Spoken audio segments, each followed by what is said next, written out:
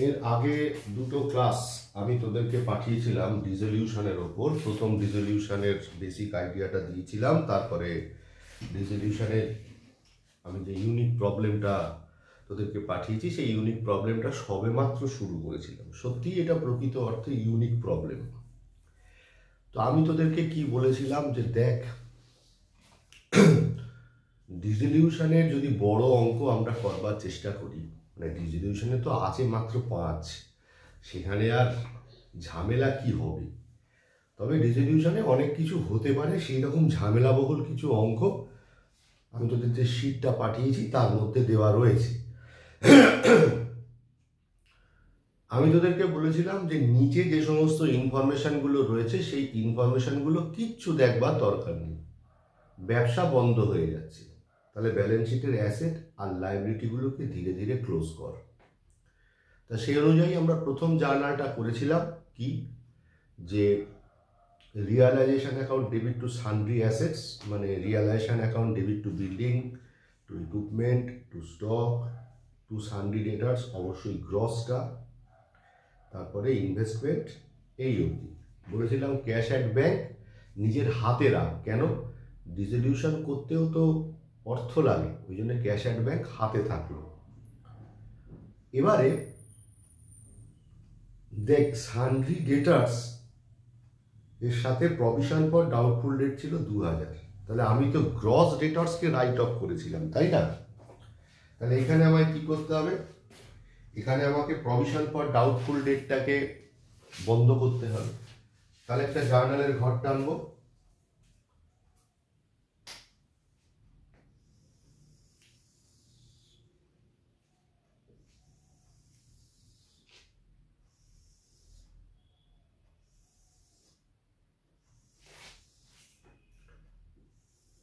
যেমন লেখার লিখলাম, শুধু ডেবিট ক্রেডিটটা দিলাম। জার্নালের ঘর ধর তোদের আগেই টানা আছে, কেন অঙ্কটা তো কন্টিনিউয়েশন চলছে। কি লিখবো, লিখবো হচ্ছে গিয়ে প্রভিশন ফর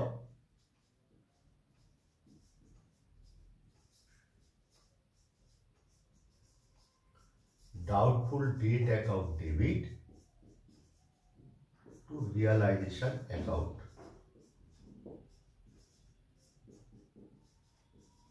হলো, কত টাকা আছে না, 2000 টাকা আছে, মানে এইটাকে বন্ধ করলাম।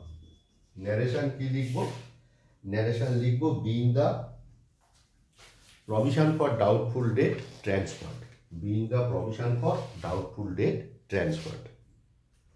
তাহলে অ্যাসেট এবং অ্যাসেটের সাথে যে ল্যাচটা রয়েছে সেটা কমপ্লিট হলো।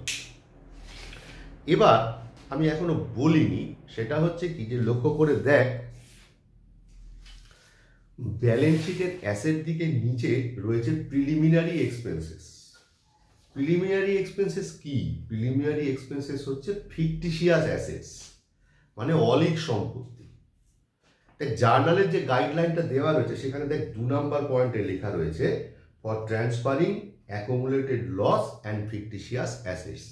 কি জার্নাল দেওয়া রয়েছে, partners capital account debit to preliminary expenses account. তার মানে এই প্রিলিমিনারি এক্সপেন্সেস 12,000 টাকা কি করতে হবে, পার্টনার ক্যাপিটালে ভাগাভাগি করতে হবে। তাহলে কি লিখবো, পার্টনার্স ক্যাপিটাল কে কে এখানে রয়েছে, পার্টনার্স ক্যাপিটাল রয়েছে হচ্ছে সুমিত আর অরিজিৎ। তাহলে লিখবো Sumit's capital, Sumit's capital account debit 12,000 into 2:1 8,000। তারপর Arijit's capital account debit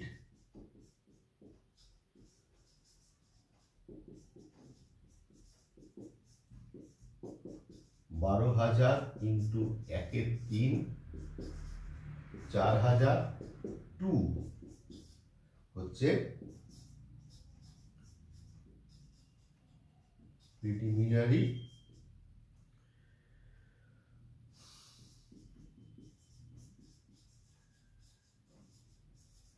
expenses account কত টাকা?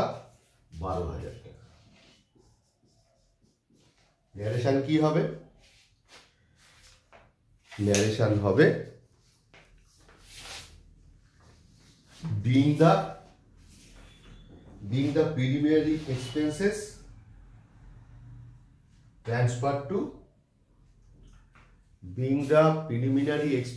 transferred to partners capital account in their profit sharing ratio।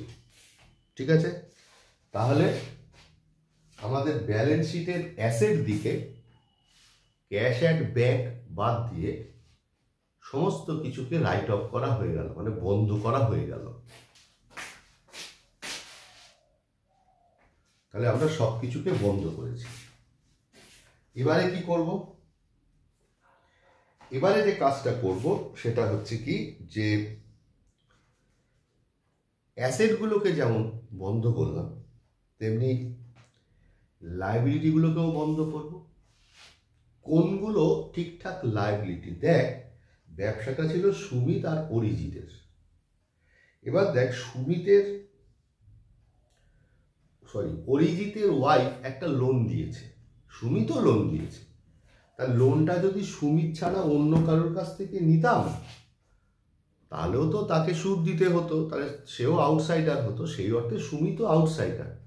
তা সুমিতের লোনের জন্য আমরা আলাদা ভাববো, পরে আসছি। তা অরিজিতের ওয়াইফ 20,000 টাকা লোন দিয়েছে, আর দেখ একটা ক্রেডিটার রয়েছে 45,000 টাকা, মানে একটা ক্রেডিটার্স রয়েছে আমার 45,000 টাকা। তাহলে এই অরিজিৎস ওয়াইফ আর ক্রেডিটার্স এরা একেবারে কমপ্লিটলি আমার পার্টনারশিপ ব্যবসার বাইরের লোক। এদেরকে ফার্স্ট বন্ধ করব। যখন অ্যাসেটকে বন্ধ করেছিলাম কি জার্নাল বলেছিলাম যে realization account debit to assets account. আর যখন লায়াবিলিটিসটা বন্ধ করব আবার জার্নালে ফিরে যা। জার্নালে ফিরে গেলে দেখ 3 নম্বর journal, liabilities account debit to realisation account. মানে লায়াবিলিটি বন্ধ হয়ে যাচ্ছে, মানে কমে যাচ্ছে, মানে liabilities account debit to realisation account. তো সেই চেষ্টা করি।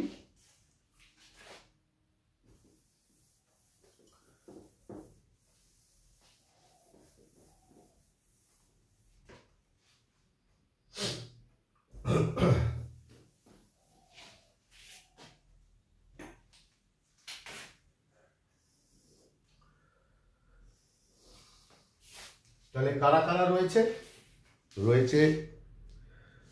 অরিজিৎস ওয়াইফ, তাহলে হবে হচ্ছে Arijit wife's loan account debit, তারপর ক্রেডিটার্স অ্যাকাউন্ট ডেবিট টু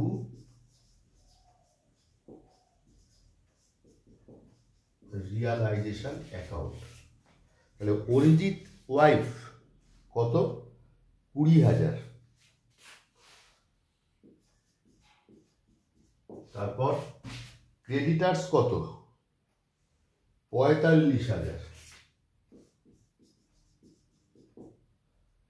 পরে কত? 65,000 হলো। এটার জন্য প্রয়োজনীয় ন্যারেশন কি হবে? being the above liabilities transferred, মানে লায়াবিলিটিগুলোকে আমি ট্রান্সফার করলাম। তো এই জায়গাটা হয়ে যাওয়ার পর এবার আমরা লায়াবিলিটি সাইডে, মানে ব্যালেন্স শিট যেটা দেওয়া রয়েছে এখানে না কিছু স্পেসিফিক রিজার্ভ রয়েছে। কীরকম? এই যেমন ধর general reserve, employees provident fund. Employees provident fund মানে কি? প্রভিডেন্ট ফান্ড হচ্ছে একটা গভর্নমেন্টের ফান্ড যেখানে এমপ্লয়িরা টাকা রাখে, মানে আগামী দিনে যখন চাকরি থেকে অবসর গ্রহণ করে এই প্রভিডেন্ট ফান্ড তাকে হেল্প করে। ওয়ার্কম্যান কম্পেনসেশন ফান্ড, তারপরে ইনভেস্টমেন্ট ফ্লাকচুয়েশন ফান্ড। তা এগুলো সমস্ত হচ্ছে স্পেসিফিক ফান্ড। এই ফান্ডগুলোকে এবার বন্ধ করতে হবে। দেখ লেখা রয়েছে 4 নম্বর জার্নাল, আমাদের অ্যাকাউন্টিং গাইডলাইন দেওয়া রয়েছে for closing provision and specific reserve.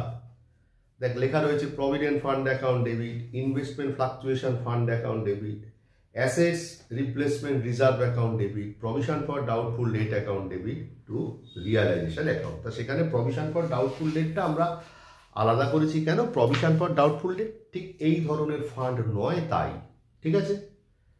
তো এবার আমরা সেই জার্নালটাকে করব। তাহলে কি লিখবো হচ্ছে, একটু দেখে নেওয়া যাক ভিডিওটা কতটা হলো। আর খুব বেশিক্ষণ চালানো যাবে না, অলরেডি 10 মিনিট হয়ে গেছে। এই জায়গাটা একটুখানি বলি, employees provident fund general reserve. তাহলে শুরু করলাম জেনারেল রিজার্ভ থেকে।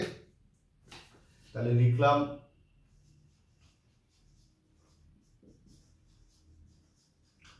General reserve account debit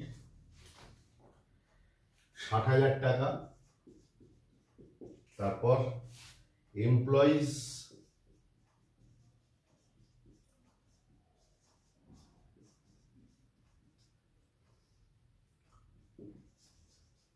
provident fund account debit 40,000 টাকা।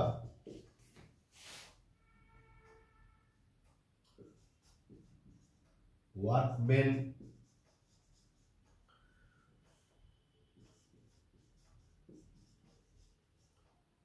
কম্পেনসেশন ফান্ড অ্যাকাউন্ট ডেবিট 10,000 টাকা।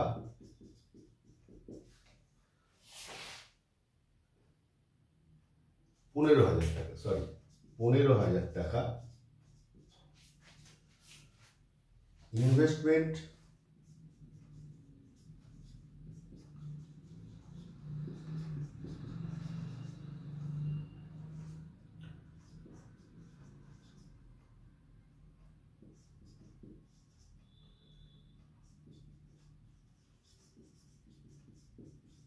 Investment fluctuation fund account debit 10,000 টাকা।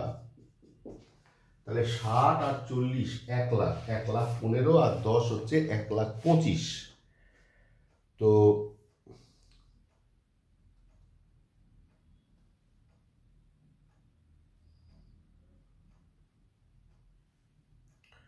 আচ্ছা, স্পেসিফিক রিজার্ভ ভুল করেছি, স্পেসিফিক রিজার্ভ বলেছে ওখানে। স্পেসিফিক রিজার্ভের ক্ষেত্রে জেনারেল রিজার্ভটা হবে না। কেন হবে না তার পেছনে লজিকটা বুঝি। স্পেসিফিক রিজার্ভ, জেনারেল রিজার্ভ মানে সাধারণ রিজার্ভ, মানে যে রিজার্ভটা শুধুমাত্র পার্টিকুলার যে কোনো কাজের জন্য ব্যবহার করা হয়। কিন্তু দেখ employees provident fund, workman, investment, এটা স্পেসিফিক রিজার্ভ। তাহলে কত হলো? 40 আর 40,000। Employees provident fund account debit হচ্ছে গিয়ে 40,000। Workman compensation fund account debit. এবার একটা কথা বলি, এখানে এই ওয়ার্কম্যান কম্পেনসেশন ফান্ড সম্বন্ধে অনেকগুলো কথা বলবার রয়েছে। এই ওয়ার্কম্যান কম্পেনসেশন ফান্ড লক্ষ্য করে দেখ, ওয়ার্কম্যান কম্পেনসেশন ফান্ড তৈরি করা রয়েছে 15,000। সেখানে ওয়ার্কম্যান ক্লেম করেছে কত টাকা? দেখ পয়েন্ট নাম্বার 7, ওয়ার্কম্যান ক্লেম করেছে 9,000 টাকা। তার মানে ওয়ার্কম্যান মানে আমাকে ক্লেম করেছে 9,000 টাকা। তাহলে আমাকে কি করতে হবে? 9,000 টাকাই বন্ধ করতে হবে। বাকি 6,000-এর গল্প পরবর্তী জার্নালে আমরা জানবো। Workman compensation fund account debit 9,000 টাকা। আর হচ্ছে ইনভেস্টমেন্ট ফ্লাকচুয়েশন ফান্ড অ্যাকাউন্ট হচ্ছে গিয়ে 10,000 টাকা। তাহলে 50, 59 টু রিয়ালাইজেশন অ্যাকাউন্ট হচ্ছে গিয়ে 59,000। তাহলে আরেকবার ছোট করে রিক্যাপ হয়ে যাক। সেটা হচ্ছে কি, আচ্ছা ন্যারেশনটা বলি। Being the above assets transfer, এখানে শুধুমাত্র স্পেসিফিক যে রিজার্ভ, মানে পার্টিকুলার কোনো কাজের জন্য যে রিজার্ভ তৈরি করা হয় তাকে বলা হয় স্পেসিফিক রিজার্ভ। জেনারেল রিজার্ভ কোনো স্পেসিফিক রিজার্ভ নয়, জেনারেল রিজার্ভ মানে সাধারণ সঞ্চিতি, যে কোনো কাজেই ব্যবহার করা যায়। তাহলে সেক্ষেত্রে 40,000 আর 10,000 50,000 আর 9,000 59,000, তাহলে টোটাল হচ্ছে এই হচ্ছে ফান্ড। এবার 9,000 টাকা কেন ওয়ার্কম্যান কম্পেনসেশন ফান্ড? 9,000 টাকা কেন? ওয়ার্কম্যানের কম্পেনসেশনের জন্য 15,000 টাকা রাখা হয়েছিল, কিন্তু এখানে দেখা যাচ্ছে যে ওয়ার্কম্যান কম্পেনসেট করবার জন্য বলেছে যে আমাদের 9,000 টাকা দাও, তাহলে ফান্ড থেকে 9,000 টাকা চলে গেছে। ওই জন্য ওয়ার্কম্যান কম্পেনসেশন ফান্ড অ্যাকাউন্ট 9,000 টাকা হলো। 9,000 টাকাকেই আমরা বন্ধ করলাম, শেষ করলাম। তাহলে বেঁচে থাকলো কত? 6,000 টাকা। তাহলে এই 6,000 টাকার আলাদা করে আবার জার্নাল এন্ট্রি হবে। পরবর্তী ভিডিওতে আমরা সেটা নিয়ে ফিরে আসব। এই ভিডিওটা খুব ভালো করে দেখ, খাতায় লেখ, চিন্তা কর, আস্তে আস্তে জায়গাটা রেডি হয়ে যাবে।